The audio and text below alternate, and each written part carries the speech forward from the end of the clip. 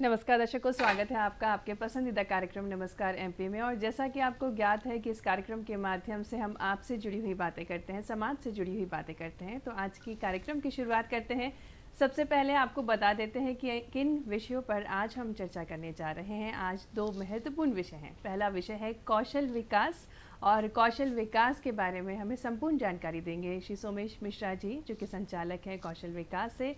साथ ही साथ जो दूसरा विषय है वो भी बहुत महत्वपूर्ण है, गर्भवती महिलाओं की देखभाल और उनका पोषण आहार। और इसी पर हमें विशेष चर्चा के लिए हमारे साथ डॉक्टर सरिता भार्गव जी होंगी, साथ ही साथ समरा अख्तर होंगी जो कि क्लिनिकल डाइटिशियन है। दर्शकों, आप हमारे फ़ोन नंबर्स भी नोट कर लीजिए जिससे आप भी जुड़ सकते हैं हमारे आज के कार्यक्रम से। हमारा नंबर है 0755-266-0049 और दूसरा टोल फ्री नंबर है 1800-233-00340। तो आप फ़ोन ज़रूर करिएगा क्योंकि बहुत ही महत्वपूर्ण विषय हैं जिन पर आज चर्चा होने जा रही है। दर्शकों, तिथि भी बहुत महत्वपूर्ण है क्योंकि हम जब दिन की शुरुआत करते हैं तो सबसे पहले देखते हैं तिथि क्या है। तो आज के कार्यक्रम में भी हम देखते हैं आज की तिथि क्या है। आज की तिथि विक्रम संवत 2080 माघ माह शुक्ल पक्ष त्रयोदशी तिथि है। 22 फरवरी 2024 तिथि है और दिन है गुरुवार। तो दर्शकों, ये तो थी आज की तिथि। इतिहास भी बहुत महत्वपूर्ण है क्योंकि कुछ ना कुछ खास घटित होता है इतिहास में। तो आइए नज़र डालते हैं कि 22 फरवरी को क्या कुछ खास घटित हुआ इतिहास में। 1845 में ईस्ट इंडिया कंपनी ने सेरमपुर और बालासोर को डच ईस्टर्न इंडिया कंपनी से खरीदा था। वहीं 1958 में देश के पहले शिक्षा मंत्री मौलाना अबुल कलाम आज़ाद जी का निधन हुआ था। 1980 में शीतकालीन ओलंपिक खेलों में अमेरिका की आइस हॉकी टीम ने खिताब की दावेदार सोवियत टीम को हराकर ओलंपिक खेलों के इतिहास का बड़ा उलटफेर किया था। और वहीं 1997 में क्लोनिंग से भेड़ का जन्म, जिसे डॉली का नाम दिया गया था। तो ये तो थी कुछ खास बातें इतिहास से जुड़ी हुई। विचार भी बहुत महत्वपूर्ण होता है हमारे जीवन में और कई बार एक विचार से हमारी सोच में परिवर्तन आ जाता है, हमारे जीवन में परिवर्तन आ जाता है। तो आइए देखते हैं क्या कुछ खास है विचार सेगमेंट में। लोहे को कोई नष्ट नहीं कर सकता, बस उसका जंग ही उसे नष्ट कर सकता है। इसी तरह आदमी को कोई और नहीं बल्कि उसकी सोच ही नष्ट कर सकती है। सोच अच्छी रखो, निश्चित ही अच्छा होगा। और ये सुविचार है गौतम बुद्ध जी के। दर्शकों, आज हम बात करेंगे कौशल विकास की। और जैसा कि हमें ज्ञात है कि भारत पूरे विश्व में सबसे युवा देश है और पूरे विश्व की निगाहें टिकी हुई हैं हमारे देश के युवाओं पर। और माननीय प्रधानमंत्री जी की भी अनूठी सोच है। उन्होंने मंत्रालय का गठन किया, कौशल विकास मंत्रालय का गठन किया, जिससे हर एक युवा हुनरमंद बने, उसके हाथ में रोजगार हो। क्योंकि जब युवा सशक्त होता है तभी देश सशक्त होता है। तो आज इसी पर खास चर्चा होगी। कौशल विकास पर चर्चा करने जा रहे हैं। हमारे साथ स्टूडियो में है श्री सोमेश मिश्रा जी, जो कि संचालक हैं कौशल विकास में। साथ ही साथ आप मुख्य कार्यपालन अधिकारी हैं कौशल विकास एवं रोजगार निर्माण से। सर, बहुत बहुत स्वागत है आपका। धन्यवाद जी सर, जैसा कि हम बात कर रहे हैं, माननीय प्रधानमंत्री जी की महत्वाकांक्षी योजना है कौशल विकास पर विशेष जोर दिया है उन्होंने। क्यों महत्वपूर्ण है विकसित भारत के लिए कौशल विकास? सर्वप्रथम मैं नमस्कार एमपी के अपने सभी श्रोताओं को, सभी दर्शकों को धन्यवाद देना चाहूँगा और टीम नमस्कार एमपी को धन्यवाद देना चाहूँगा कि उन्होंने युवाओं से जुड़े हुए एक अत्यंत महत्वपूर्ण विषय कौशल विकास को आज चर्चा के लिए चुना।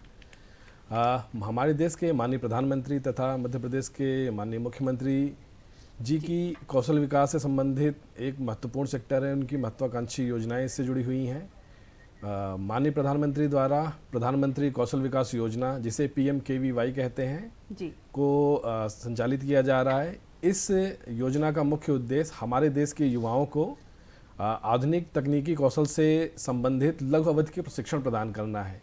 जैसा कि आपने अभी बताया दर्शकों को कि जो अगला दशक है, या ये कह सकते हैं जो वर्तमान दशक चल रहा है, ये भारत का दशक रहेगा और भारत के युवाओं का दशक रहेगा। बिल्कुल। इस दशक का हम सबसे जो हमारा डेमोग्राफिक डिविडेंड है, उसका लाभ हम तभी ले पाएंगे जब हमारे सभी युवा साथी कौशल और तकनीकी रूप से प्रशिक्षित हों, ताकि वो विभिन्न सेक्टर्स में, चाहे वो इंडस्ट्री से रिलेटेड हो या स्वरोजगार से रिलेटेड हो, उनकी उपयोगिता सार्थक सिद्ध हो। इसको देखते हुए कौशल विकास योजना पे अत्यंत ध्यान दिया जा रहा है और इस प्रधानमंत्री कौशल विकास योजना में हमारे द्वारा शासन के द्वारा NSQF लेवल के प्रशिक्षण प्रदान किए जाते हैं। साथ ही जो रोजगार प्राप्त करते हैं, जो कौशल प्राप्त करते हैं, उनका यहाँ पर प्रमाणीकरण किया जाता है। बिल्कुल।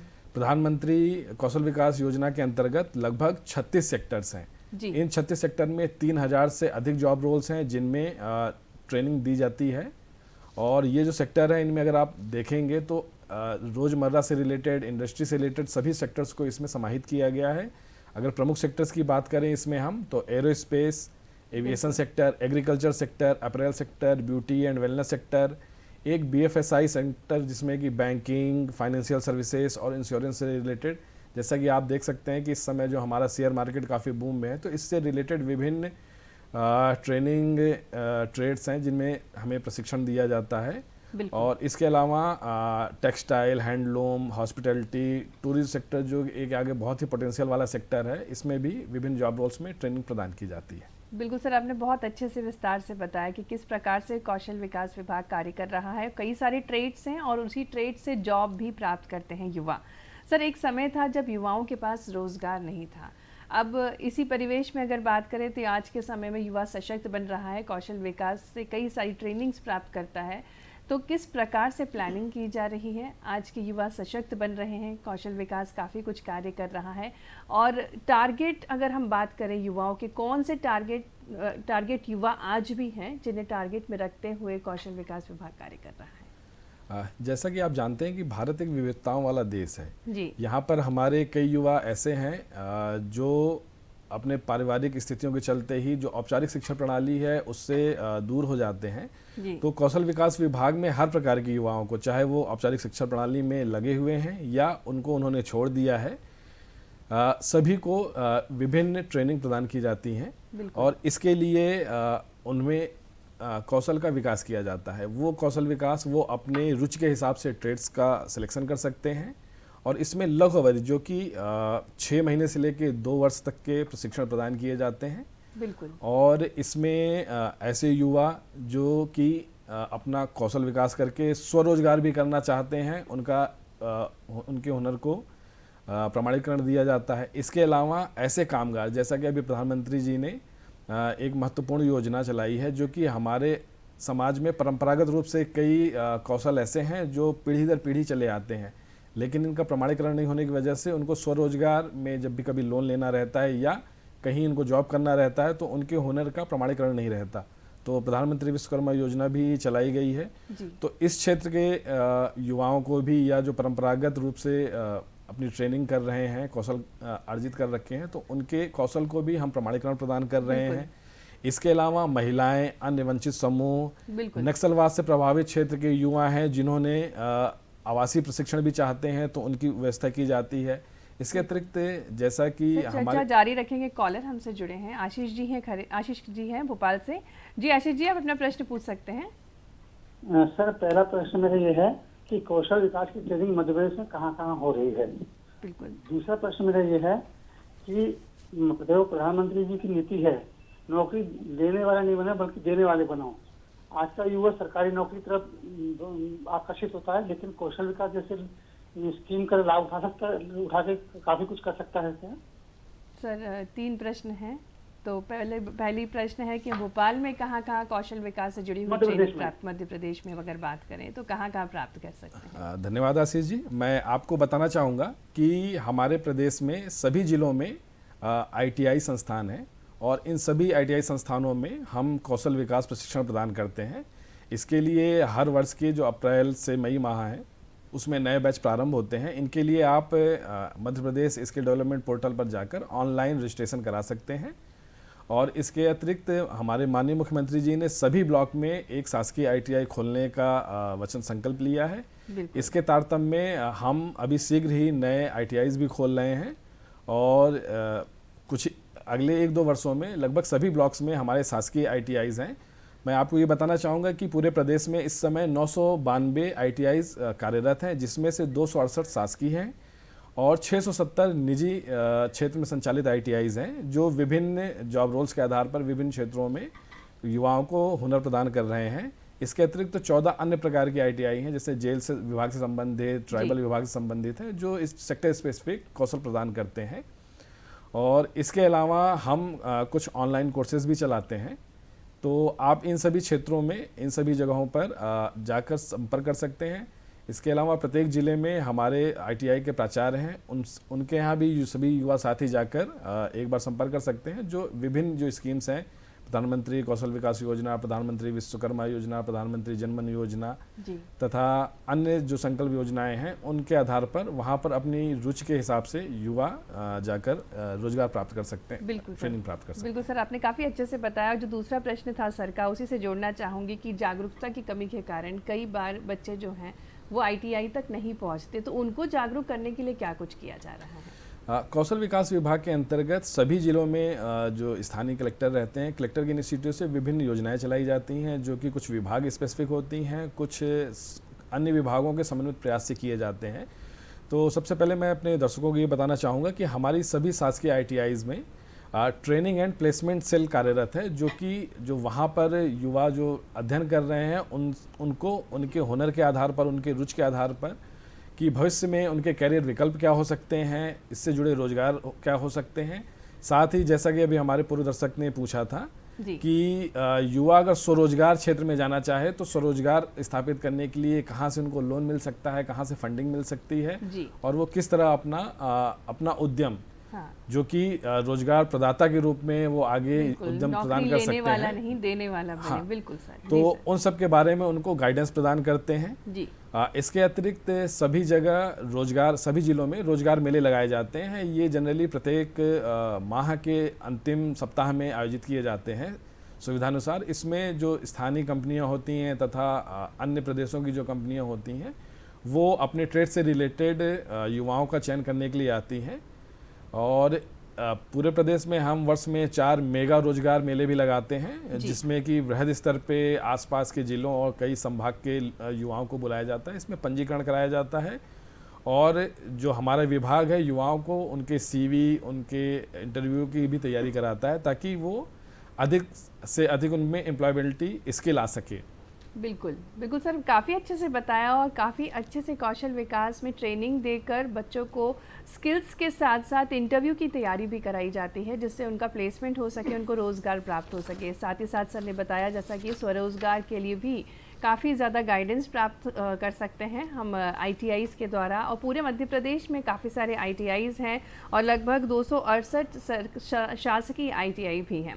सर, एलिजिबिलिटी की अगर बात करें, किसी भी अगर युवा को कोई कोर्स करना है तो क्या कुछ एलिजिबिलिटी होना चाहिए? कुछ ऐसी ज़रूरत होती होगी दस्तावेज़ों की कि 8th पास, 12th पास या 10th पास होना ज़रूरी है? विभाग में चूँकि मैंने आपको जैसे बोल रहा था कि कई प्रकार हमारे युवा होते हैं जो अपने पारिवारिक व्यस्तताओं के चलते या आवश्यकताओं के चलते ही बीच में ही शिक्षा छोड़ देते हैं जी। तो कौशल विकास विभाग हर प्रकार के युवाओं को कौशल प्रदान करने के लिए संकल्पबद्ध है। इसके लिए हम 8वीं पास से लेके 12वीं पास, डिप्लोमाधारी तथा ग्रेजुएट और नॉन ग्रेजुएट्स के लिए भी स्किल के कोर्स चलाते हैं जी। और इनमें जो मध्य प्रदेश में हम चल रहे हैं, इसमें बस एक शर्त होनी चाहिए कि वो मध्य प्रदेश का मूल निवासी हो जी। और वो किसी भी प्रकार से कुशल या कुशल श्रेणी किसी भी प्रकार का युवा हो, उसको हम उसकी योग्यता के आधार पे, उसके जॉब रोल्स के आधार पे ITIs में ट्रेनिंग देते हैं, जिससे वो भविष्य में रोजगार प्राप्त कर सके और या तो अपना स्वयं का उद्यम प्रारंभ कर सके। बिल्कुल, तो हमारे जो युवा साथी हैं जो हमें देख रहे हैं वो ध्यान रखें, अगर आप ITI में ट्रेनिंग लेना चाहते हैं, अपने स्किल्स को सीखना चाहते हैं, तो आपको मध्य प्रदेश का मूल निवासी लेकर ही एडमिशन प्राप्त होगा। साथ ही साथ 8th की डिग्री भी आपके 8th की मार्कशीट के साथ आप एडमिशन प्राप्त कर सकते हैं। कई सारे विभिन्न कोर्सेज हैं। सर, ट्रेड्स की अगर बात करना चाहें तो मुख्यतः कौन से ट्रेड्स ज़्यादा आकर्षित करते हैं युवाओं को, और युवाओं को क्या लगता है कि आगे आने वाले समय में उनके लिए रोज़गार किस ट्रेड में ज़्यादा संभव है? देखिए, भारत में जो इस समय वैश्विक परिदृश्य आप देखते हैं तो भारत और चीन एक उभरती हुई अर्थव्यवस्थाएं हैं, जहां पर पूरे विश्व की रोजगार डिमांड, एम्प्लॉयबिलिटी डिमांड बहुत ज़्यादा है। बिल्कुल। तो इसको देखने के लिए सभी जो ट्रेड्स हैं, जो भारत शासन ने लगभग, मैंने आपको जैसे पहले भी बताया था कि 39 से अधिक ट्रेड्स हैं, जिनमें मध्य प्रदेश कौशल विकास योजना के अंतर्गत 36 सेक्टर में हम लगभग 3149 जॉब रोल्स प्रोवाइड करते हैं। और जैसा कि मैंने आपको पूर्व में भी बताया था कि जो प्रमुख सेक्टर हैं, aerospace aviation sector, agriculture sector, April sector, automotive sector, beauty and wellness, banking, finance services, insurance, capital goods, manufacturing, chemical, petrochemical, pharma sector, IT.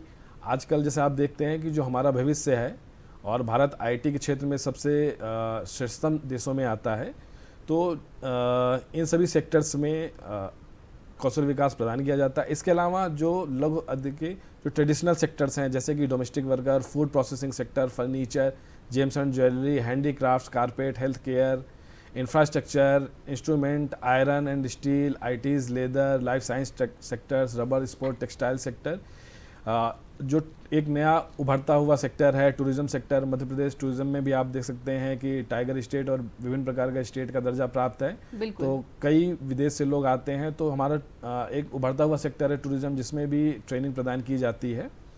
तो इन ट्रेड्स में, और डिमांड भारत में सभी ट्रेड्स की है, हम युवाओं को फिट टू इंडस्ट्री, मतलब एक तरह से ऑन जॉब ट्रेनिंग के माध्यम से उनका तुरंत ही वो रोजगार के लिए एम्प्लॉयबल हो सकें, उस हिसाब से ट्रेनिंग दी जाती है। और इससे फ़ायदा ये होता है कि जैसे ही आप अपना ट्रेनिंग प्रशिक्षण कंप्लीट करते हैं, कंपनी आपको तुरंत ही रोजगार प्रदान कर देती है। बिल्कुल सर, एक जो हमने बहुत बड़ा बदलाव देखा है विश्व स्तर पर कि ट्रेडिशनल कोर्सेज में एडमिशन छात्र कम लेना चाहते हैं, क्योंकि आईटी का ज़माना है, डिजिटलाइजेशन का ज़माना है। तो इसकी पूर्ति करने के लिए क्या कुछ किया जाता है, क्या काउंसलिंग की जाती है, क्योंकि दोनों चीज़ें बैलेंस करना बहुत ज़रूरी है। युवाओं को नौकरी में जो सफलता प्राप्त होती है, वो उनके अंदर विभिन्न प्रकार के जो स्किल रहते हैं उसके आधार पे ही मिलती है। आप ये देख सकते हैं कि आजकल जो डिमांड है और जो मार्केट सेक्टर है वो काफ़ी डायनेमिक है। बिल्कुल। युवा भी कई बार होता है कि अपने स्किल के आधार पे रोजगार डिफरेंट सेक्टर्स में चेंज करता है। तो इसके लिए हमारे कौशल विकास से विभिन्न प्रकार की स्किल प्रदान की जाती है, जिसमें हम communication skill, problem solving skill, better decision making skill, innovation skill, team work तथा तकनीकी ज्ञान से रिलेटेड उनको कौशल प्रदान करते हैं। और जैसा कि आपने बताया कि जो फ्यूचर स्किल है, तो अभी हम फ्यूचर स्किल में भी काफ़ी काम कर रहे हैं। और माननीय मुख्यमंत्री, हमारे विभागीय मंत्री तथा एसीएस सर के निर्देश पे हमने जो भारत की प्रतिष्ठित आईआईटीज़ हैं, आईआईएम हैं, उनसे हमने एमओयू किया है। और अभी हमने साइबर सिक्योरिटी से रिलेटेड एक कोर्स प्रारंभ किया है, जिसमें 1000 युवाओं को आईआईटी जोधपुर से हम साइबर सिक्योरिटी की ट्रेनिंग दिला रहे हैं जी, जो कि बहुत ही डिमांड में है आजकल और रोज़मर्रा उपयोग में भी आती है। इसके अलावा आईआईटी दिल्ली से हमने विभिन्न एमओयू किए हैं, जिसमें हम अपने प्रदेश में विभिन्न जिलों में, अपने टेक्निकल कॉलेज में, अपने पॉलिटेक्निक इंजीनियरिंग कॉलेज में सेंटर ऑफ एक्सीलेंस सीओई की स्थापना कर रहे हैं। बिल्कुल। जैसा कि आपको हम बता सकते हैं कि अभी हमने आर्टिफिशियल इंटेलिजेंस और इंटरनेट ऑफ थिंग्स के लिए जबलपुर इंजीनियरिंग कॉलेज में आईटी दिल्ली के द्वारा एमओयू करके सेंटर ऑफ एक्सीलेंस स्थापित किया है। उज्जैन इंजीनियरिंग कॉलेज में हमने ब्लॉकचेन से रिलेटेड सेंटर ऑफ एक्सीलेंस स्थापित किया है। और भोपाल में हमने शासकीय इंजीनियरिंग कॉलेज में AR VR augmented reality, virtual reality का सेंटर ऑफ एक्सीलेंस स्थापित किया है। इन सभी में आईआईटी दिल्ली के द्वारा 1000 बच्चों को प्रशिक्षित किया जा रहा है। साथ ही हमने आईआईटी इंदौर, जो कि अपने प्रदेश में ही स्थापित है, उसके द्वारा महिला पॉलिटेक्निक कॉलेज भोपाल में प्रोक्योरमेंट एसेंशियल स्टूडेंट एडवांसमेंट, मतलब पेशा कोर्स है जो प्रोक्योरमेंट से रिलेटेड एक एडवांस टेक्नोलॉजी है, उस पर सेंटर ऑफ एक्सीलेंस स्थापित कर रहा है। और जो टॉप 200 भारत के प्रीमियर इंस्टीट्यूट्स हैं, उनसे भी हमने एमओयू के लिए LOI जारी किया है। तो हम ये चाहते हैं कि हमारे युवाओं को ट्रेडिशनल के साथ साथ फ्यूचर स्किल से रिलेटेड जो भी ट्रेनिंग है वो उनको मिल सके। बिल्कुल सर, आपने काफ़ी अच्छे से बताया कि कई सारे नवाचार विभाग द्वारा लाए जा रहे हैं जिससे युवा और सशक्त बन सकें, और खासकर AI का ज़माना है, इंटरनेट ऑफ थिंग्स का ज़माना है, तो इसका भी इंक्लूजन हो चुका है। कौशल विकास विभाग द्वारा ITIs में इनका इंट्रोडक्शन हो चुका है। सर, क्या कुछ नया आने की उम्मीद है? अगर हम हमारे प्रदेश की बात करें, कौशल विकास के क्षेत्र में क्या कुछ हमारे युवाओं के लिए सौगातें प्राप्त होंगी कौशल विकास विभाग के द्वारा? कौशल विकास तकनीकी शिक्षा एवं कौशल विकास विभाग तकनीकी से जुड़ा हुआ विभाग है, बिल्कुल। तो जाहिर सी बात है कि इनोवेशन से ये विभाग भरपूर है। हमारे एसीएस महोदय के द्वारा माननीय मुख्यमंत्री जी के दिशा निर्देश में विभिन्न नवाचार किए जा रहे हैं। यहाँ पर जो एक प्रीमियर इंस्टीट्यूट है जो कि पूरे भारत में इस तरह का एक पहला इंस्टीट्यूट है, जिसको हम ग्लोबल स्किल पार्क के नाम से जानते हैं, और ये अभी हाल फिलहाल में चर्चा में भी रहा। तो इसका पहला जो कैंपस है हम भोपाल में स्थापित कर रहे हैं जी। और इस वर्ष अप्रैल से उसमें हमारे विभिन्न कोर्सेज स्थापित हो जाएंगे। इस पार्क का नाम भी राज्य सरकार द्वारा Sant Shiromani Ravidas global skill park के नाम से किया गया है। इसमें प्रतिवर्ष 6000 युवा हुनरमंद बनेंगे और इसमें जो कोर्स लिए गए हैं वो फ्यूचर स्किल से रिलेटेड कोर्स हैं। और इसमें अभी जो पहला बैच निकला है प्रिसाइज इंजीनियरिंग का, उसका 100% प्लेसमेंट हुआ है। और अभी हाल में ही माननीय प्रदेश के विभागीय मंत्री द्वारा सभी बच्चों को सर्टिफिकेट प्रदान किए गए थे। कुछ बच्चों को तो 3-3 और 4-4 कंपनियों से भी डिमांड आई थी। बिल्कुल। और फ्यूचर में माननीय मुख्यमंत्री जी ने जैसा कि निर्देश दिया है, ग्वालियर, जबलपुर, सागर और रीवा, इन 4 जगहों पर नए ग्लोबल स्किल पार्क के स्थापित किए जाएंगे। इसके अलावा मुख्यमंत्री जी ने जो संकल्पना ली थी कि हम प्रत्येक विकास खंड में शासकीय ITIs खोले जाएंगे, जिसमें अभी हमने 50 नए विकास खंड लिए हैं जिनमें शासकीय ITIs खोलेंगे। इसके अलावा हमने 100% प्लेसमेंट के लिए एक परम फाउंडेशन जो pan IIT alumni reach for Madhya Pradesh है, इसका मुख्य उद्देश्य ये रहेगा कि कैसे हम अपने ITI के बच्चों को 100% प्लेसमेंट दें। इसके लिए उन्हें 42 शासकीय ITI से MOU किया गया है। बिल्कुल। और जैसे कि हमने बताया है कि बोर्ड के द्वारा IIT Delhi, IIT Jodhpur, IIT Indore, IIM Indore से future skill related AI, blockchain, IoT इनसे रिलेटेड MOUs किए गए हैं, जिनके द्वारा सेंटर ऑफ एक्सीलेंस स्थापित किए जा रहे हैं।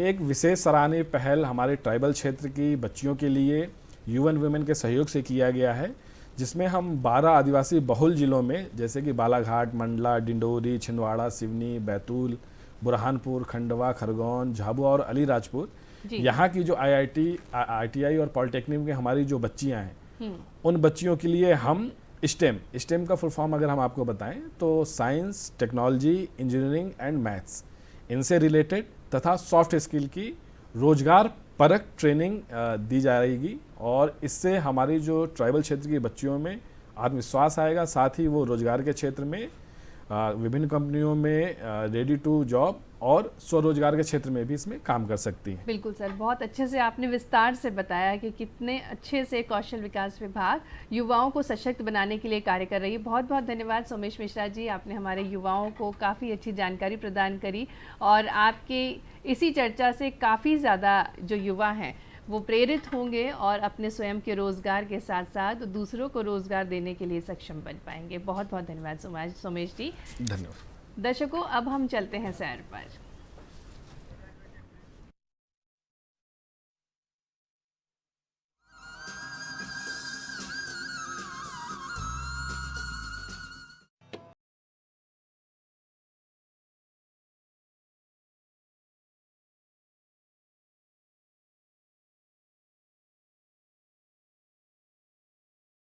प्रकृति की अनुपम देन अमरकंटक, जहां इसके आसपास हरियाली और सुंदर पहाड़ों के दर्शन होते हैं, वहीं प्राकृतिक सौंदर्य का एहसास भी होता है। ये क्षेत्र धार्मिक महत्व से भी बहुत मान्यता रखता है। भारत की 7 पवित्रतम नदियों में से एक पुण्यदायिनी नर्मदा नदी का प्रादुर्भाव भी अमरकंटक से ही हुआ है। पवित्रतम नदियों में पुण्य नर्मदा भारत की दूसरी सबसे लंबी नदी है और समस्त भारत में पूजनीय है। इस नदी की जन्म गाथा और इतिहास करोड़ों वर्ष पुराना है, जिसे जानने के लिए हम आपको लिए चल रहे हैं इस नदी के उद्गम स्थल अमरकंटक। अमरकंटक संस्कृत का शब्द है जिसका अर्थ है अनवरत बाधा, लगातार मुसीबतें आना। पौराणिक कथा के अनुसार शिवजी ने त्रिपुर नगर को भस्म किया था, जिसकी राख एक ओर कैलाश पर्वत पर और दूसरी ओर अमरकंटक के मैकल पर्वत पर गिरी। अमरकंटक पर गिरी ये राख शिव के पावन स्पर्श से करोड़ों शिवलिंग में बदल गई। इसलिए मैकल को महारुद्र भी कहते हैं।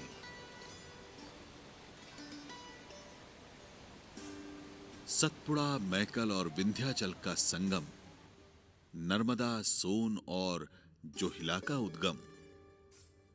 नर्मदा को गंगा से भी प्राचीन, तकरीबन 50 करोड़ वर्ष पुरानी नदी माना गया है। नर्मदा पश्चिम दिशा में बहने वाली एकमात्र और भारत की दूसरी सबसे बड़ी पवित्र नदी है।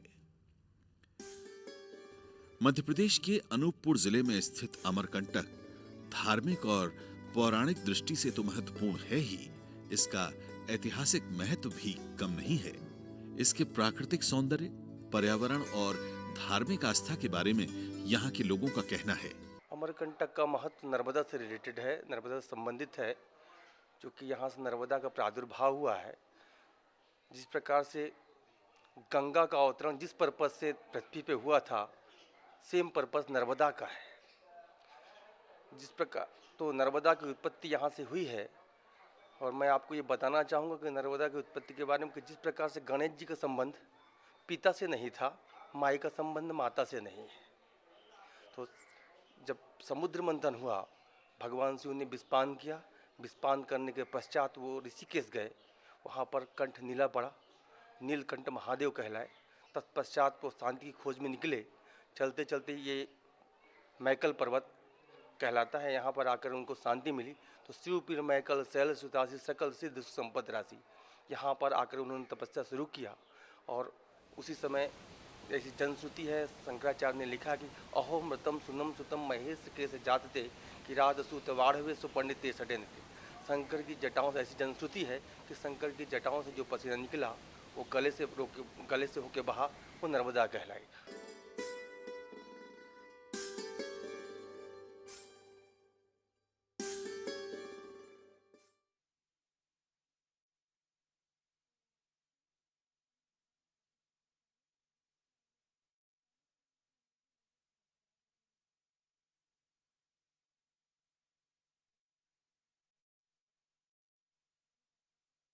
जहाँ पर हम आपको लेकर चले सैर पर। और अब हम बात करेंगे गर्भवती स्त्रियों की किस प्रकार से देखभाल करना चाहिए, साथ ही साथ उनका पोषण आहार कितना महत्वपूर्ण है। हमारे साथ इसी पर विशेष चर्चा के लिए हैं डॉक्टर सरिता भार्गव जी, जो कि स्त्री रोग विशेषज्ञ हैं। साथ ही साथ हमारे साथ क्लिनिकल डाइटिशियन भी हैं श्रीमती समरा अख्तर जी।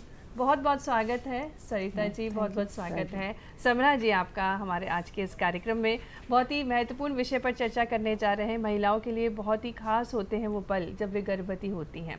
सरिता मैम, आपसे जानना चाहेंगे कि गर्भवती महिलाओं को क्या कुछ सावधानियां बरतना चाहिए। बात करें अगर पहले 3 माह की, तो 3 माह सबसे महत्वपूर्ण होते हैं।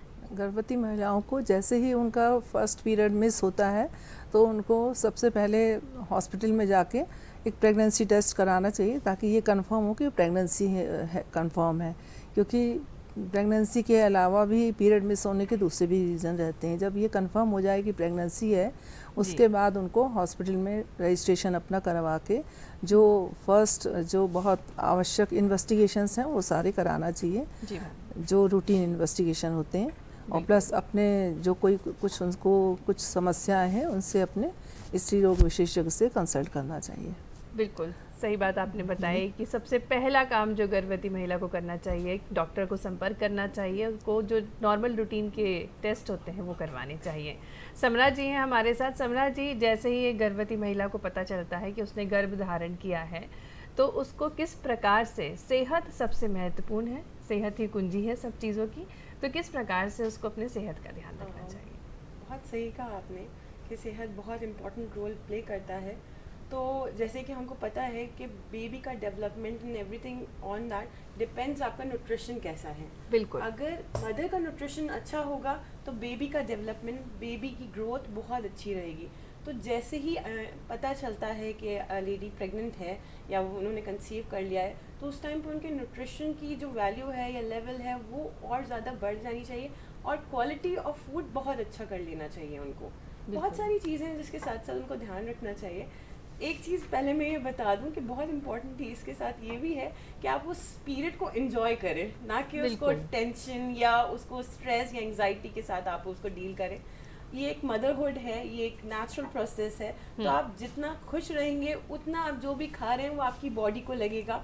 एंड जैसे कहा जाता है कि जो खाते हैं आप, अगर आप खुश रहते हैं तो वो आपके तन को भी लगता है और आपकी बाकी ओवरऑल उस पर भी दिखाई देता है। तो न्यूट्रिशन का रोल बहुत इम्पोर्टेंट रहता है उस टाइम पे। बिल्कुल समरा जी, बहुत अच्छे से बताया कि हमें जो क्वालिटी फूड वाली बात आपने कही कि क्वालिटी फूड खाना चाहिए क्योंकि महत्वपूर्ण पल होते हैं गर्भावस्था। हमारे साथ फ़ोन पर कनेक्ट हो चुके हैं नीरज जी। नीरज जी, आप अपना प्रश्न पूछ सकते हैं। हेलो, जी नीरज जी, आप अपना प्रश्न पूछ सकते हैं।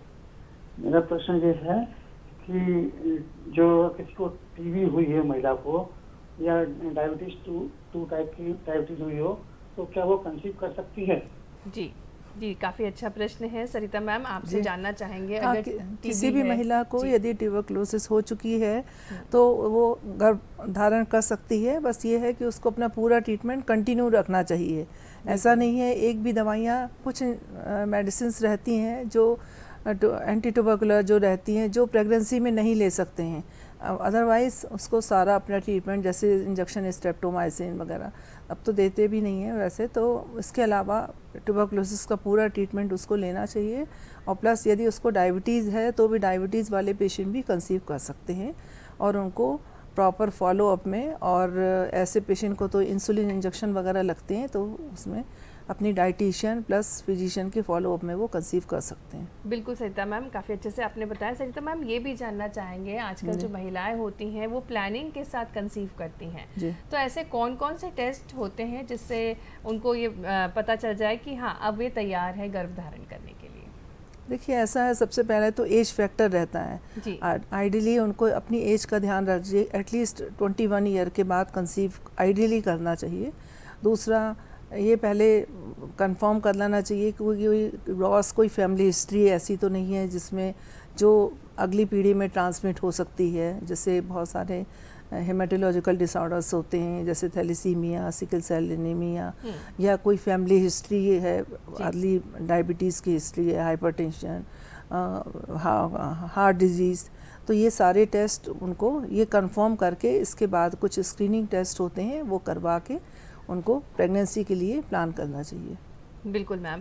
मैम, जब ट्राइमेस्टर होता है और सोनोग्राफी को भी बहुत महत्वपूर्ण माना गया है गर्भावस्था में, तो हाँ। कब कब सोनोग्राफी करवानी चाहिए? देखिए, आइडियली फर्स्ट सोनोग्राफी तो जैसे ही प्रेगनेंसी कंफर्म होती है तब करवाना चाहिए। उसमें ये रहता है कि एक तो बच्चे की उसमें हार्ट बीट देखते हैं और ये देखते हैं कि मतलब ट्विंस तो नहीं है, सिंगल प्रेगनेंसी और ट्विंस है। फिर सेकंड सोनोग्राफी एटलीस्ट 3 मंथ्स पे कंप्लीट, उसको NT-NB स्कैन कहते हैं। सेकंड सोनोग्राफी 3 मंथ्स पे, देन एक 16 वीक्स पे, 16 to 18 वीक्स के बीच में टारगेट स्कैन होता है। उसमें कंजेनाइटल एनोमली तो नहीं है, कोई ग्रॉस कंजेनाइटल एनोमली नहीं है, वो रूल आउट करने के लिए करते हैं। इसके बाद लास्ट जो सोनोग्राफी है वो 8 मंथ्स ऑनवर्ड्स करते हैं। या बीच में कोई सोनोग्राफी यदि कोई प्रॉब्लम है जैसे ब्लड प्रेशर ज़्यादा है या बच्चे की ग्रोथ कम है क्लिनिकली, तब वो बीच में करते हैं। अदरवाइज 4 सोनोग्राफी तो होना चाहिए। बिल्कुल बिल्कुल। मैम, ये भी जानना चाहेंगे कैल्शियम और आयरन, जैसे ही पता चलता है कि गर्भधारण हुआ है तो डॉक्टर सबसे पहले कैल्शियम और आयरन की दवाइयाँ दे देते हैं, ये क्यों महत्वपूर्ण है? ऐसा नहीं, देखिए फर्स्ट 3 मंथ्स तक कैल्शियम और आयरन नहीं देते हैं, सिर्फ फॉलिक एसिड देते हैं 5 मिलीग्राम पर डे, क्योंकि कैल्शियम और आयरन से एक तो एसिडिटी होती है और दूसरा ये कॉन्स्टिपेशन, एसिडिटी और वॉमिटिंग वगैरह का जो एलिमेंट है वो बढ़ सकता है। लेकिन हाँ, 3 मंथ्स के बाद में सप्लीमेंट करने के लिए देते हैं, क्योंकि डाइट से जितना कैल्शियम और आयरन मदर और बेबी के फीटस के डेवलपमेंट के लिए जितना ज़रूरी होता है वो डाइट से नहीं मिल पाता है। तो इसलिए सप्लीमेंट करने के लिए एक्स्ट्रा आयरन और कैल्शियम 3 मंथ्स से लेके अप टू 9 मंथ्स तक देते हैं। बिल्कुल सरिता मैम। समरा जी, आप हैं हमारे साथ। जैसा कि मेरा प्रश्न मैडम से था कि कैल्शियम, आयरन और मैम ने बताया फॉलिक एसिड भी ज़रूरी है, क्या खाने से भी इसकी पूर्ति हो सकती है? क्या बिना दवाइयों के भी कैल्शियम और आयरन गर्भवती महिला प्राप्त कर सकती है? देखिए डाइट से आप ऑलमोस्ट 60-70% तक उसको इनटेक आप बढ़ा सकते हैं और ले सकते हैं। वो आपकी डाइट में चीज़ें शामिल करके, जैसे अगर कैल्शियम रिच सोर्सेज हो गए तो डेयरी प्रोडक्ट्स आप ले सकते हो। तेल बहुत अच्छा सोर्स होता है। कुछ पर्टिकुलर और चीज़ें होती हैं जिससे आपको कैल्शियम की लेवल्स आपके इंक्रीज़ ऑन होते हैं। और आयरन के लिए जैसे हमको पता है कि ग्रीन लीफी वेजिटेबल्स वगैरह हो गई, कोई उसके साथ लेकिन कॉम्बिनेशन हमें विटामिन सी लेना पड़ता है ताकि आयरन हमारी बॉडी में एब्जॉर्ब हो सके। तो सिट्रस फ्रूट्स वगैरह हुए या ऐसी वेजिटेबल्स जिसमें विटामिन सी, जैसे आपके बेल पेपर्स यानी आपके कैप्सिकम वगैरह हुआ या धनिया पुदीने की चटनी हो गई, इन सब चीज़ों में भी अच्छी महत्वपूर्ण मात्रा में प्रेजेंट रहता है विटामिन सी। इसके साथ आप कॉम्बिनेशन में आयरन रिच सोर्सेज लेते हैं। बट क्योंकि आपका इंटेक इतना अच्छा नहीं होता, फीमेल्स को बहुत ज़्यादा नौजिया वॉमिटिंग वगैरह हो जाता है, बहुत जी मतलाता है, खाते नहीं बनता है, कभी कभी बहुत ब्लोटिंग वगैरह होने लगती है, तो इंटेक वैसे ही उनका कम हो जाता है। तो जितना आप चाहो भी उनको देना, पर उनका इंटेक नहीं होता, इसलिए सप्लीमेंटेशन करना ज़रूरी पड़ जाता है। वरना अगर आप चाहो तो डाइट के थ्रू, अगर जिसका नॉर्मल है या उनको वॉमिटिंग वगैरह नहीं है या इंटेक बहुत अच्छा है, तो वो कवर अप फिर भी 70-80% कर लेते हैं। लेकिन क्योंकि यहाँ 2 लोगों की बात होती है, सिर्फ एक मदर की बात नहीं है, फीटस के लिए भी उतना ही इम्पॉर्टेंट है, उसकी भी कंप्लीट डेवलपमेंटल जर्नी होती है, तो सप्लीमेंटेशन इम्पॉर्टेंट हो ही जाता है। तो उसके लिए कहा जाता है कि वो भी स्किप नहीं करें। एक बार आप डाइट में तो ऊपर नीचे कर लेते हो, लेकिन एटलीस्ट एक वो टैबलेट चली जाएगी आपके अंदर, वो वाली बात होती है। बिल्कुल बिल्कुल समरा जी, काफ़ी अच्छे से आपने बताया। सरिता मैम, आपसे जानना चाहेंगे कि क्या सावधानियां बरतना चाहिए। गर्भधारण जब कर लेती हैं महिलाएं तो कहा जाता है भारी सामान नहीं उठाना चाहिए, आराम करना चाहिए, लेकिन व्यायाम भी ज़रूरी होता है, इस पर आप क्या कहेंगे? देखिए, ऐसा है कि ऐसा रेस्ट तो ज़रूरी नहीं रहता, अपना रूटीन वर्क सारा किया जा सकता है। जो महिलाएं जॉब में हैं वो अपना जॉब कंटिन्यू कर सकती हैं। बस ये है बहुत ज़्यादा स्ट्रेनियस वर्क या बहुत ज़्यादा थकावट कर दे या जर्क्स वगैरह ऐसे जो एक्टिविटी हैं वो अवॉइड करना चाहिए। और वो भी स्पेशली जब यदि पहले कुछ प्रेगनेंसी में कुछ प्रॉब्लम आई हो, जैसे अबॉर्शंस की हिस्ट्री हो, तो ये अवॉइड करना चाहिए। अदरवाइज़ अपना रूटीन वर्क महिला कर सकती है डेली अपना। इसके अलावा उसको, जैसा कि मैडम ने बताया, अपने डाइट पे प्रॉपर ध्यान रखना चाहिए और at least 6 to 7 hours sleep in the night and come से कम 2 घंटे उसको दोपहर में आराम करना चाहिए। और अपनी हाइजीन वगैरह का सबका ध्यान रखना चाहिए। स्पेशल कोई ऐसी प्रिकॉशन यदि नॉर्मल प्रेगनेंसी में आवश्यक नहीं होती। और डाइट तो प्रॉपर होना ही चाहिए, जैसा कि बताया। बिल्कुल। सरिता मैम, आप कह रहे हैं दिन में आराम करना चाहिए 2 घंटे, लेकिन आजकल वर्किंग वीमेंस हैं, उनके लिए आप क्या कहना चाहेंगी? वे किस प्रकार से अपनी बॉडी को आराम दे सकती हैं? अब ऐसा है, देखिए ऑफिस में यही कुछ ऐसी फैसिलिटी है तो कम से कम वो थोड़ी देर, आधे 2 घंटे नहीं तो आधे घंटे रेस्ट तो कर सकती हैं चेयर वगैरह पे। बिल्कुल। और वो तो लीव लेना तो पॉसिबल नहीं रहता। और वो, लेकिन हाँ, स्ट्रेनियस वर्क ना करें और रात में प्रॉपर स्लीप लें। और अपने बैठने का, जैसे लगातार बैठने से बैकएक हो सकता है, तो वो ये कर सकती हैं कि अपने स्ट्रेट, अपने पॉस्चर का ध्यान रखें। जैसे कंप्यूटर पे यदि वर्क करती हैं या लगातार चेयर पे बैठती हैं, तो ऐसा उनको अपना सिटिंग अरेंजमेंट करना चाहिए कि उनकी बॉडी पीछे से स्ट्रेट रहे। तो वो पिलो वगैरह का सहारा ले सकती हैं, स्पेशली लास्ट जो 3 मंथ्स रहते हैं उसमें, नहीं तो फिर वो बैकएक वगैरह होने लगता है बिल्कुल बेबी के वेट की वजह से। तो इतना कर सकती हैं और थोड़ा रात में अपना रेस्ट के आवर्स बढ़ा सकती हैं। बिल्कुल बिल्कुल सरिता मैम, अच्छे से बताया आपने क्या क्या चीज़ें महत्वपूर्ण है, वर्किंग वीमेंस किस प्रकार से अपने आप को आराम दे सकती हैं। और आजकल ऑफिसेज में भी रेस्ट जोन बनाया जाता है, खासकर जो महिलाएं होती हैं, जो प्रेग्नेंट महिलाएं होती हैं, उनके आराम के लिए। समरा मैम, आपसे जानना चाहेंगे, पोषण आहार सबसे महत्वपूर्ण है, एक आइडियल डाइट चार्ट जो गर्भवती महिला अपने दिनचर्या में उपयोग कर सकती है, उसके बारे में जानना चाहेंगे। आइडियली अगर देखा जाए तो हर एक की बॉडी टाइप भी डिफरेंट है और जो वर्किंग कैपेसिटी वो भी डिफरेंट है। तो जो मेरा रूटीन होगा वो ज़रूरी नहीं है आपका हो या मैम का हो। तो आइडियल यू कैन नॉट से कि कोई एक जो थंब रूल है कि आप उस पे बेसिस पे, लेकिन हाँ, किन चीज़ों को आपको डाइट में शामिल करना चाहिए या ऐड ऑन करना चाहिए। जैसे प्रोटीन सोर्सेज हमारी बॉडी के लिए बहुत इंपॉर्टेंट हो जाती हैं उस टाइम पे, तो जितना हो सके आप डेयरी प्रोडक्ट्स को ऐड करिए। पनीर ऐड कर सकते हैं, सोयाबीन ऐड कर सकते हैं। नॉनवेज अगर आप लेते हैं तो फ़िश, चिकन बहुत अच्छे ऑप्शंस हैं। एग एक कंप्लीट फूड कहलाता है, आप उसको ऐड कर सकते हो। अदरक दालें ऐड कर सकते हैं, उनको स्प्राउट्स के फॉर्म में ऐड कर सकते हैं, बेसन की चीज़ें हुई, चना हुआ, ये चीज़ें आप प्रोटीन के सोर्सेज से ऐड ऑन कर सकते हो डाइट में। इसके अलावा कैल्शियम के लिए भी डेयरी प्रोडक्ट्स बहुत अच्छे ऑप्शंस हैं, तिल बहुत अच्छा ऑप्शंस हैं, एंड फाइबर रिच डाइट होनी चाहिए, नहीं तो कॉन्स्टिपेशन होने के बहुत चांसेस है। तो वैसे ही आप जितना जब आपका इंटेक बढ़ाते हैं और प्रोटीन जितना भी आप डाइट में लेते हो तो आप डिहाइड्रेटेड होना शुरू हो जाते हैं। तो वहाँ पे आपका फ्लूइड कंटेंट, यानी आप पानी लीजिए, नारियल पानी ले सकते हैं, अगर थोड़ा सा मौसम सही है जैसे समर्स की तरफ जा रहा है, आप मट्ठा हुआ, नींबू पानी हुआ, फ्रेश जूसेस ले सकते हैं rather than going for the tetra pack या कोई भी प्रोसेस फूड के बजाय जितना हो सके फ्रेश चीज़ें लें, वो ज़्यादा अच्छा है। उसी टाइम कुकड लें या within half an hour 1 hour आप कोई भी चीज़ कुकड जो है उस टाइम पे लें, तो वो ज़्यादा आपके लिए बहुत, जितना भी उसका न्यूट्रिएंट है वो आपकी बॉडी को मिलेगा। बिल्कुल सम्राट जी, और एक जो भ्रांति है कि महंगा खाना खाने से हमें ज़्यादा अच्छा पोषण मिलेगा, ये क्या सही बात है? आप ही ने बोला भ्रांति है तो भ्रांति ही है बिल्कुल। basically। तो ज़रूरी नहीं है, जो चीज़ें आपके घर में अवेलेबल हैं आप उससे भी बहुत सारी चीज़ें बना सकते हैं।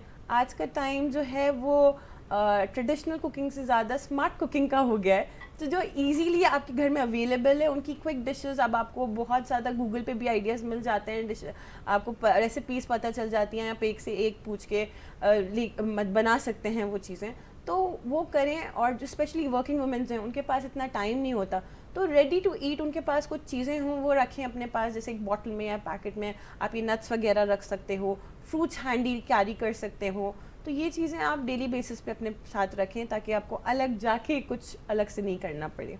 बिल्कुल सम्राट जी, बहुत अच्छी बात आपने बताई। पोषण महंगा हो ये ज़रूरी नहीं है, लेकिन स्वस्थ और स्वच्छ हो ये बहुत महत्वपूर्ण है, और हम अपने घर में जो चीज़ें हैं उसी को उपयोग करके अपने पोषण का ध्यान रख सकते हैं। खासकर गर्भवती महिलाएं अपने पोषण का ध्यान आराम से रख सकती हैं अपने आसपास की चीज़ों के ज़रिए ही। मैम, आपसे जानना चाहेंगे, मोबाइल का ज़माना है, डिजिटलाइजेशन का ज़माना है, सब कुछ मोबाइल पे अवेलेबल रहता है, डॉक्टर के पास जाने से पहले वो मोबाइल में सर्च कर लेती हैं गर्भवती महिलाएं कि आगे क्या करना है या आगे हमें कौन सी दवाइयाँ लेना है। क्या ये सही है? कितना ज़रूरी है एक डॉक्टर के पास संपर्क में रहना है गर्भवती महिला का? नहीं, देखिए, मोबाइल को डायरेक्ट जो डॉक्टर से कंसल्ट करते हैं उससे तो रिप्लेस किया ही नहीं जा सकता, ये तो आप भी समझती हैं। ठीक है, मोबाइल पे थोड़ी बहुत इन्फॉर्मेशन मोबाइल इसलिए रहता है सिर्फ डॉक्टर से कांटेक्ट करने के लिए या उनका अपॉइंटमेंट लेने के लिए, या कभी जैसे फॉलोअप के लिए कुछ पूछना है तो इतना पूछा जा सकता है किसी मेडिसिन के बारे में। लेकिन डायरेक्ट गूगल से किसी मेडिसिन के बारे में जानकारी लेके और डायरेक्ट स्टार्ट कर देना, तो ये तो मुझे तो नहीं लगता कि, क्योंकि इसमें तो इसकी कितनी डोज है, हर पेशेंट की रिक्वायरमेंट अलग रहती है और उसका फॉलोअप तो ये तो सब क्लिनिकल एग्जामिनेशन के बाद ही और डॉक्टर से संपर्क के बाद ही होना है। बिल्कुल, जैसे कि समरा मैम ने भी बहुत अच्छे से बताया था कि हर सबकी बॉडी टाइप अलग है, बॉडी टाइप अलग सबकी ज़रूरतें अलग हैं, सबकी दवाई की ज़रूरत अलग है, खाने की ज़रूरत अलग है। तो डायरेक्ट आप गूगल से पढ़ के आप ट्रीटमेंट स्टार्ट, वो भी स्पेशली प्रेगनेंसी में, क्योंकि प्रेगनेंसी में 2 लोग की लाइफ रहती है। जी जी जी, इसी प्रकार से जो सोशल मीडिया में हम देखते हैं काफ़ी ज़्यादा अवेयरनेस वाली वीडियो चलते हैं और वे अपने जीवन में उपयोग करने लग जाती हैं, या फिर किसी और के पर्चे में जो दवाएं लिखी हैं वो सोचती ऐसा होता है हम लोग का। बिल्कुल, तो ऐसे आप फिर किस प्रकार से आप अपने जो पेशेंट्स हैं उनको कैसे काउंसिल करती हैं? पेशेंट को हम लोग तो यही समझाते हैं कि देखिए, हर पेशेंट अलग रहती है, आपको वो कैसे पता चलेगा कि बच्चे की ग्रोथ है कि नहीं है, ब्लड प्रेशर आपका नॉर्मल है और उसमें दवाइयों के मतलब चेंज हम लोगों को करना है कि नहीं, उसके लिए कौन से इन्वेस्टिगेशन कराना है, बीच में सोनोग्राफी कराना है, मतलब ये सारे आप जैसे अपने गूगल से पढ़ के इसको मॉडिफाई नहीं कर सकते ट्रीटमेंट को।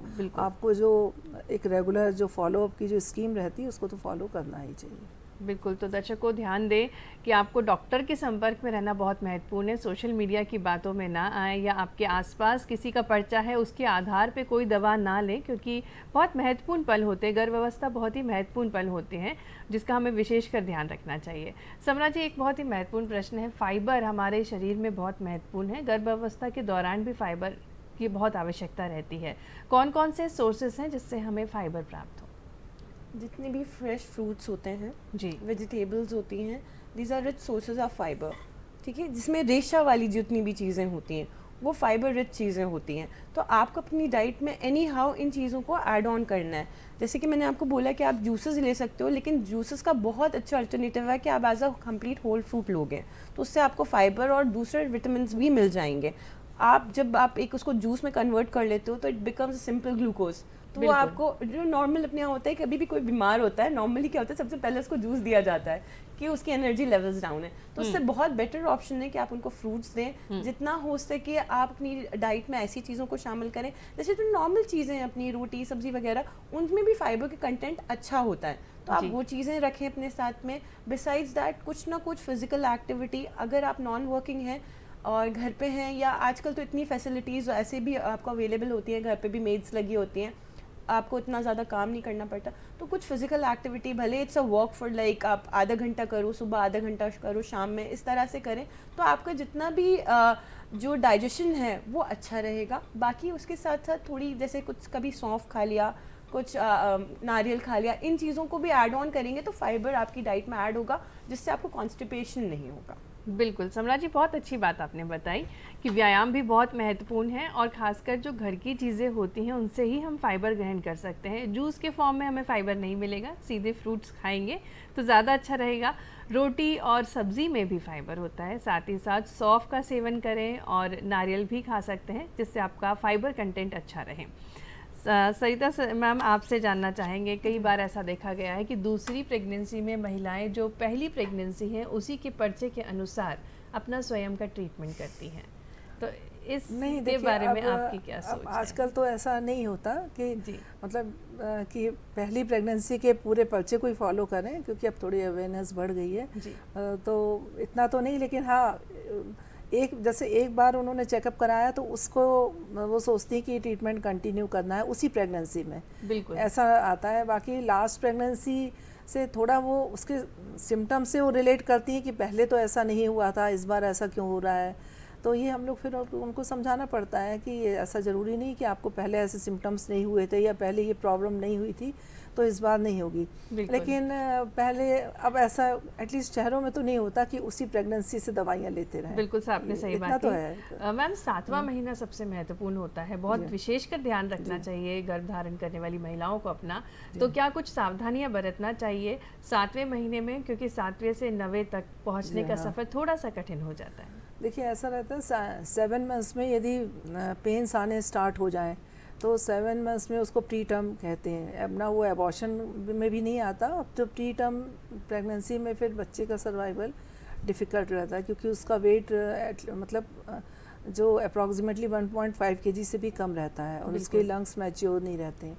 और दूसरा है 7 मंथ्स के बाद में ब्लड प्रेशर यदि बढ़ता है या उसके पहले आसपास, या तो उसमें जो उसके जो साइड इफ़ेक्ट्स होते हैं ब्लड प्रेशर बढ़ने के, या खून की कमी होती है या ब्लीडिंग होने के चांसेस हो सकते हैं 7 मंथ्स के बाद में, यदि प्लेजेंटा आंवल नीचे है तो ये सारे कॉम्प्लिकेशंस होने के, प्लस बच्चे की ग्रोथ जो है वो 7 मंथ्स ऑनवर्ड्स ज़्यादा इंपॉर्टेंट हम लोग देखते हैं, 7 to 9 मंथ्स।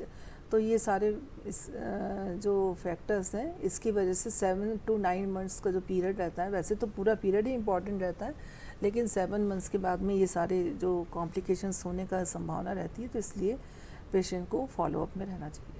बिल्कुल, तो दर्शकों ध्यान रखें, 7वें महीने में हमें रूटीन चेकअप के लिए डॉक्टर के पास जाना ज़रूरी है, क्योंकि बहुत महत्वपूर्ण होता है 7वां महीना, और थोड़ा सा सावधानी के साथ इसको हमें निकालना चाहिए, जिससे आसानी से 9वें महीने तक आपकी डिलीवरी हो जाए। समरा जी, आपसे जानना चाहेंगे 7वें से 9वें महीने तक का सफ़र, और उस समय जो डाइट होनी चाहिए वो आप हमारे जो महिला दर्शक हैं उनको बताएं।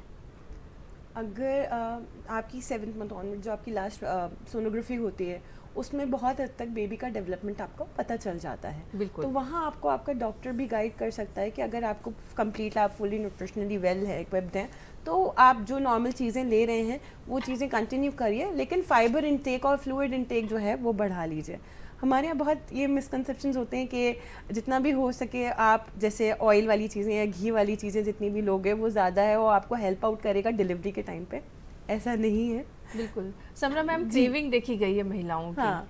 कि मतलब नॉनवेज जो ग्रहण करती हैं, रेड मीट खाती हैं, लेकिन रेड मीट घातक होता है, तो वो कितना घातक है? रेड मीट हाँ हम रिस्ट्रिक्ट करते हैं, पर ऐसा नहीं, once in a week it's allowed, पर वो प्रॉपरली कुक किया हुआ हो। ऐसा नहीं हो कि प्रॉपरली कुक नहीं है या उसका जो हाइजीन लेवल है वो सही से क्लीन अप नहीं किया गया हो। बिल्कुल, तो इस वजह से रेड मीट को अच्छे से क्लीन किया हो और हफ्ते में एक बार आप जरूर बिल्कुल ले सकते हैं, बिकॉज वो बहुत अच्छा सोर्स ऑफ आयरन होता है। तो इसलिए रेड मीट आप बिल्कुल आप ले सकते हो डाइट में। अदर देन दैट आप वाइट मीट्स भी ऐड ऑन कर सकते हैं अपनी डाइट में, लेकिन रेड मीट में आपको एज द जैसे नाम से पता चल रहा है अपन रेड मीट है तो आयरन कंटेंट ऑब्वियसली थोड़ा ज़्यादा क्वांटिटी मतलब लेवल में होता है उसकी बॉडी में। अदर देन दैट जो है आपको फाइबर फ्लूइड जैसे मैंने बोला ताकि कॉन्स्टिपेटेड नहीं रहें, वैसे ही आप इतने उस टाइम पे वेट इश्यूज़ भी होने लगते हैं और क्रेविंग्स के चक्कर में फीमेल्स को क्या होता है कि बस खाना है एंड वो नहीं समझ पाती हैं कि हमको कितना खाना है, क्या खाना है। तो इसीलिए मैंने बोला कि स्मार्टली उसको करें कि हम कब खा रहे हैं, कितना खा रहे हैं, क्वांटिटी कितना खाएं। ऐसा नहीं है कि बस हाँ ये पीरियड है इसको एंजॉय करना है, पर ये भी नहीं है कि आप खा खा के लड्डू बन जाओ, वो नहीं है, ताकि वो आपको आगे कॉम्प्लिकेशन डिलीवरीज में आपको कुछ प्रॉब्लम नहीं हो इस वजह से। तो वो आपको न्यूट्रिशन का ध्यान रखना ही पड़ेगा। बिल्कुल समरा जी, आपने बहुत अच्छी बात की कि हमें बैलेंस डाइट का तब भी ध्यान रखना है। अगर आपको क्रेविंग हो रही है आप खाइए, लेकिन खाने के साथ साथ कितना खाना है, मात्रा का विशेषकर ध्यान रखना है जिससे आपका वजन संतुलित रहे। सरिता मैम, आपसे एक अपील करना चाहेंगे, जितनी हमारी महिला दर्शक देख रही हैं उनके लिए आप क्या टिप्स देना चाहेंगी कि वे गर्भ धारण करने के बाद क्या कुछ सावधानियां बरतें और विशेषकर अपना किस प्रकार से ध्यान रखें? देखिए, सबसे पहले तो जैसी प्रेगनेंसी कंफर्म होती है उनको हॉस्पिटल में कहीं भी विलेज में हो या पीएससी सीएससी या हॉस्पिटल मतलब थोड़ी जैसे डिस्ट्रिक्ट हॉस्पिटल में कहीं आसपास जो भी नियर बाय हॉस्पिटल में जाके अपना रजिस्ट्रेशन कराएं और वहाँ से फिर उनको कार्ड वगैरह इशू रहते हैं, उसमें बराबर डेट्स लिखी रहती हैं कि एंटीनेटल विजिट कब उनको करना है।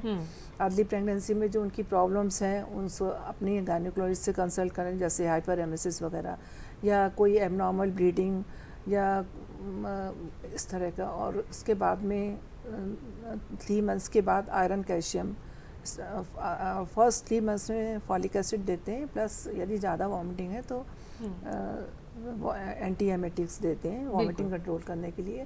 प्लस डाइट के लिए उनको ये कि अर्ली प्रेगनेंसी में बहुत थोड़ा थोड़ा डिवाइड करके खाना चाहिए, क्योंकि डाइट प्रॉपर नहीं ले पाती और साथ में ज़्यादा ऐसे मिर्च मसाले या ऐसी चीज़ें नहीं जिससे एसिडिटी, क्योंकि ऑलरेडी एसिडिटी की प्रॉब्लम रहती है। इसके बाद सेकंड ट्राइमेस्टर मतलब जो सेकंड 3 मंथ्स हैं, 3 मंथ्स टू 7 मंथ्स, उस पीरियड में रेगुलर चेकअप होना चाहिए, स्पेशली ब्लड प्रेशर चेकअप, सारे investigations, routine investigations, plus sonography plus tetanus oxide की 2 doses. Then 3rd month also sonography to see the growth of the baby के growth के लिए, plus any abnormal, जैसे मैंने अभी बताया था, एबनॉर्मल प्री टर्म पेन्स या एनीमिया या ब्लड प्रेशर हाई होना या शुगर टेस्ट, ये सब चीज़ें। और 1-2 टेस्ट और इम्पॉर्टेंट हैं आजकल, मतलब फर्स्ट विजिट में ही एक तो थायराइड टेस्ट TSH T3T4 कराना चाहिए, प्लस 11 वीक्स में OGTT, बिल्कुल ओरल ग्लूकोज टॉलरेंस टेस्ट। ये 2 टेस्ट जो पहले रूटीन में नहीं थे अब रूटीन में मतलब इम्पॉर्टेंट हो गए। बिल्कुल ये तो ये, और प्लस लास्ट में सोनोग्राफी। एंड देन इसके अलावा स्पेशली यदि कोई प्रॉब्लम आती तो वो हाई रिस्क में आती है, तो उसमें तो फिर एडमिशन वगैरह भी एडवाइस हो सकता है। बिल्कुल सरिता मैम, आपने काफ़ी अच्छे से बताया, विस्तार से बताया कि क्या कुछ सावधानियां बरतना चाहिए, कब कब हमें डॉक्टर के पास जाना चाहिए।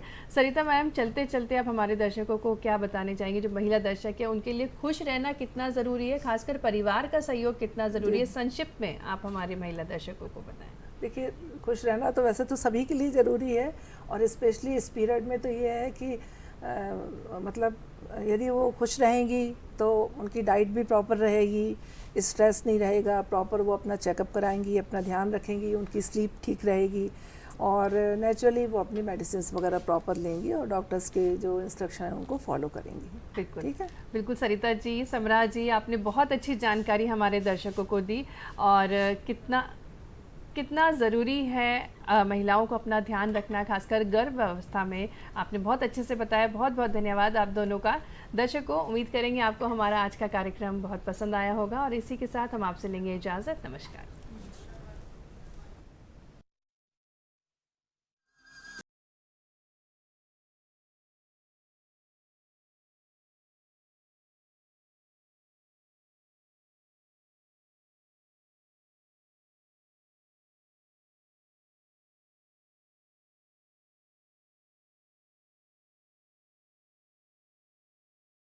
जगत के रचनाकार प्रभु ब्रह्मा आप